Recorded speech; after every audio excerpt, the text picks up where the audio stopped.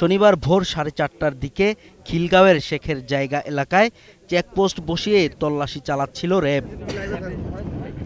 এ সময় খিলগাঁওমুখী এক মোটরসাইকেল আরোহীকে দাঁড়ানোর সংকেত দেন র্যাব সদস্যরা।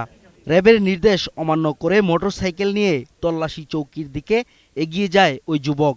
পরিস্থিতি আঁচ করে গুলি চালায় র্যাব। এতে ঘটনাস্থলে মৃত্যু হয় ওই যুবকের। খবর পেয়ে ঘটনাস্থলে যায় র্যাবের bomb disposal unit, crime scene unit সহ ফায়ার সার্ভিসের একটি দল। পরে র্যাব কর্মকর্তা বলেন, মোটরসাইকেল আরোহীকে বাধা দেয়া হলেও সে তা না মানায় পরিস্থিতির কারণে গুলি করতে হয়েছে। ওই যুবকের ব্যাগে শক্তিশালী বোমা ছিল বলে জানান র্যাবের এই কর্মকর্তা। আমাদের বোম ডিসপোজাল টিম যেটা বলেছে যে এখানে কিছু সিগন্যাল পাচ্ছে তারা ব্যাগের ভিতরে এবং আসে তার বডিতেও। জঙ্গি কার্যক্রমের সাথে তার সংশ্লিষ্টতা থাকতে পারে বলে ধারণা করা হচ্ছে।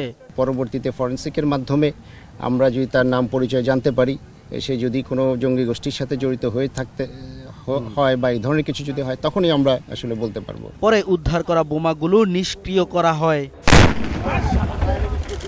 রাসেল খান, 21 টেলিভিশন, ঢাকা।